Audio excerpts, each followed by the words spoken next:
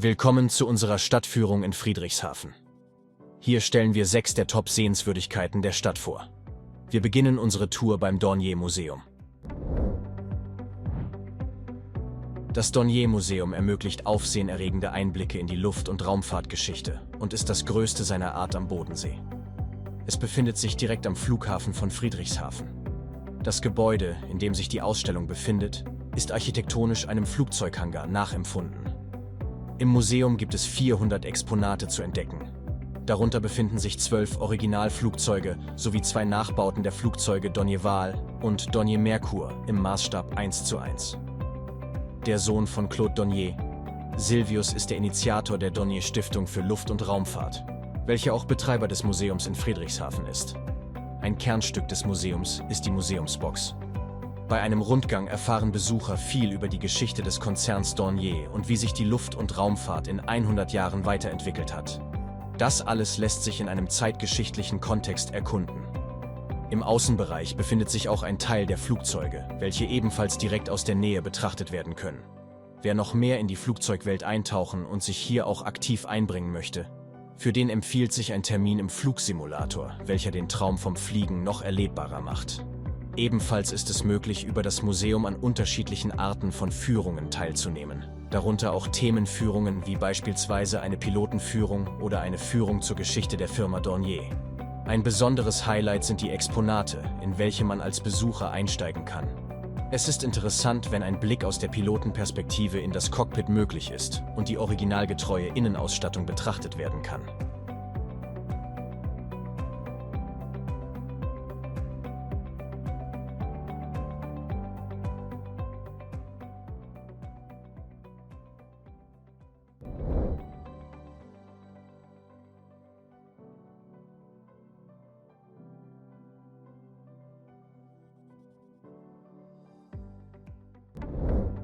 Das Zeppelin-Museum befindet sich direkt am Seeufer in Friedrichshafen, im ehemaligen Gebäude des Hafenbahnhofs. Seit 1996 besteht dort im Museum die Möglichkeit, über 1500 Originalexponate zu bestaunen. Es handelt sich damit weltweit um die umfassendste Sammlung zum Thema Luftschifffahrt. Besonders interessant ist der Nachbau eines Teils der LZ 129 Hindenburg, welche mit 33 Metern Länge auch einen Großteil der Fläche im Museum einnimmt.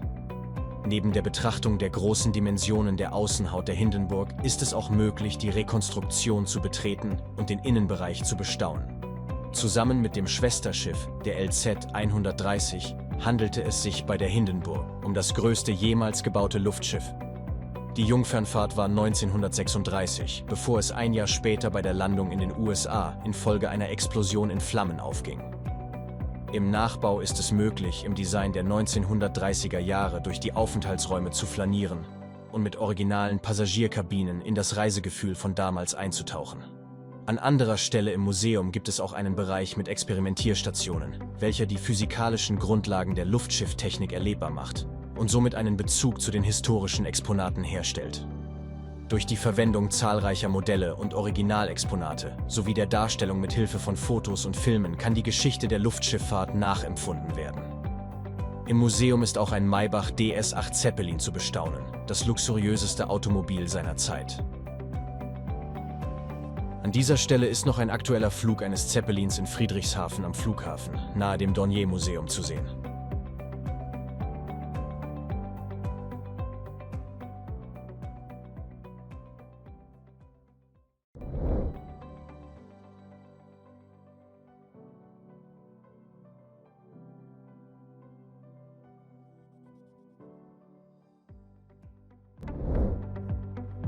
Der Aussichtsturm an der Hafenmole ist ein Wahrzeichen von Friedrichshafen, welches im Jahr 2000 eingeweiht wurde. Aufgrund der Höhe von 22 Metern fällt der Turm von der Uferpromenade aus direkt ins Auge. Die Stahlkonstruktion verfügt über insgesamt 117 Treppenstufen, welche über 9 Ebenen bis ganz nach oben führen. Bereits auf dem Weg zum Moleturm kann man den Blick in die Ferne schweifen lassen und die Bergkette der Alpen bewundern. Für einen genaueren Blick auf die Alpen ist auch bereits auf der Ebene unterhalb des Turms ein Fernglas angebracht. Eine schöne Perspektive bietet auch die Ansicht von unten den Aussichtsturm hinauf. Wer die Treppenstufen beim Aufstieg auf den Turm bewältigt hat, wird mit einer tollen Perspektive auf den Bodensee sowie die Uferpromenade belohnt. Auf der linken Seite kann beispielsweise die Schlosskirche sowie das Graf-Zeppelin-Haus betrachtet werden. Aufgrund der Höhe des Aussichtsturms kann auch über die Uferpromenade und die Gebäude in der ersten Uferreihe hinweg geschaut werden und es ermöglicht sich deswegen ein schöner Weitblick. Auf der rechten Seite erkennt man unter anderem das Gebäude vom Zeppelin-Museum sowie den Hafen mit den dort angelegten Schiffen. Auf der anderen Seite vom Turm blickt man auf den Bodensee und die dahinterliegenden Berge der Alpen. Außerdem können von dieser Position aus gut die Schiffe beim Ein- und Ausfahren in den Hafen beobachtet werden.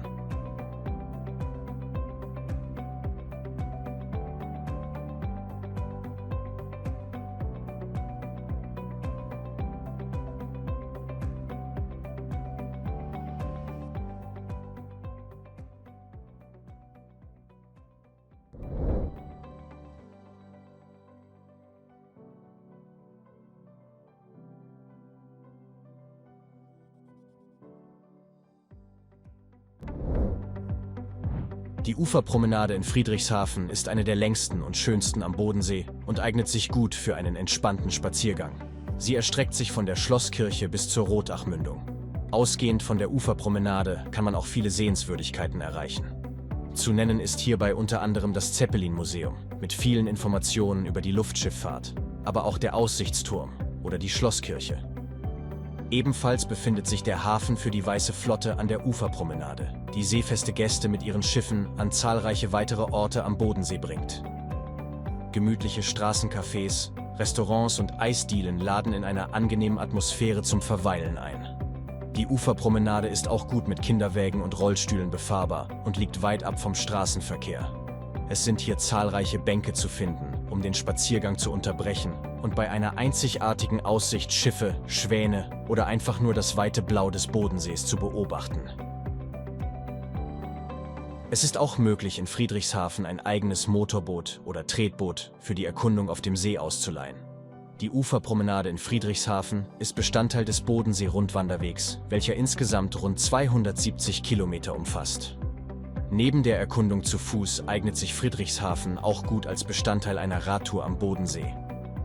Außer bei Niedrigwasser entdecken die Besucher der Uferpromenade von Frühjahr bis Herbst im Bodensee die Zeppelin-Seefontäne, welche einen rund 25 bis 30 Meter hohen Wasserstrahl nach oben befördert.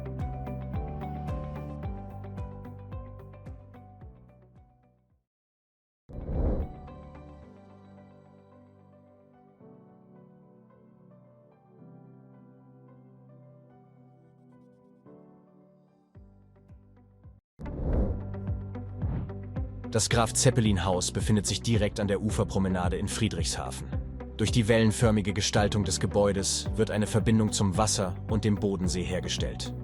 Insgesamt fügt sich das 1985 eröffnete Bauwerk gut in die Umgebung ein.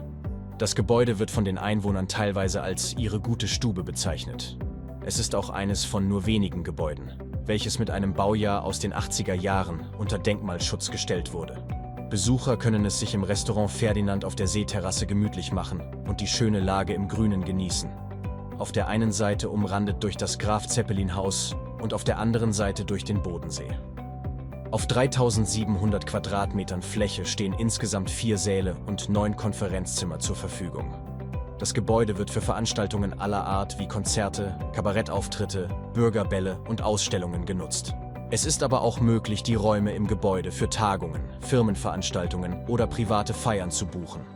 Auf diese flexiblen Nutzungsmöglichkeiten wurde bereits beim Bau viel Wert gelegt. Durch die umlaufende Glasfront eröffnet sich Besuchern auch von innen ein schöner Blick nach draußen auf den Bodensee. Ebenso wie von den Freiflächen rund um das Gebäude. Direkt angrenzend an das Graf-Zeppelin-Haus befindet sich eine schöne Grünfläche, welche zum Entspannen und Sonnenbaden einlädt. Auch besteht von hier aus die Möglichkeit, sich im See zu erfrischen.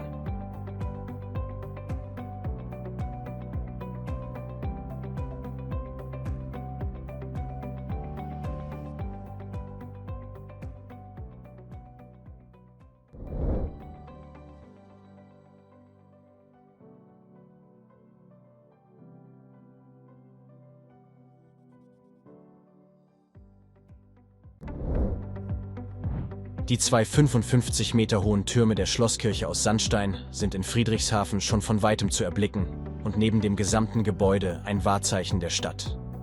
Das Kirchengebäude wurde 1702 eingeweiht und somit zeitlich erst nach dem Schloss, mit dem das Kirchengebäude verbunden ist. Das Schloss wurde früher als Benediktinerkloster genutzt und ist auch unter dem Begriff Klosterhofen bekannt.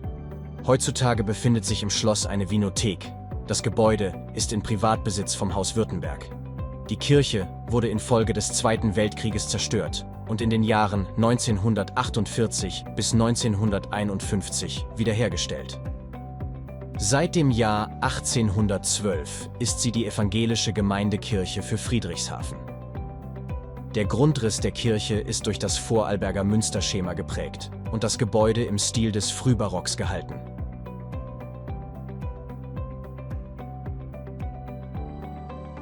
Unterhalb der Schlosskirche in Richtung Bodensee befindet sich der Schlosssteg, welcher einer der Lieblingsfotoplätze in Friedrichshafen ist. Wenn man dem gusseisernen Steg nach hinten folgt, gelangt man zum Schlosshorn, einer alten Hafenanlage. Bei Niedrigwasser sind hier noch Überreste der früheren Hafenanlage zu sehen. Heutzutage ist es jedoch vor allem ein schöner Aussichtspunkt unterhalb des Schlosses und erinnert an einen kleinen Park mit Sitzmöglichkeiten. Von hier ausgehend ergibt sich ein toller Blick auf den Bodensee und die Bergkette der Alpen im Hintergrund.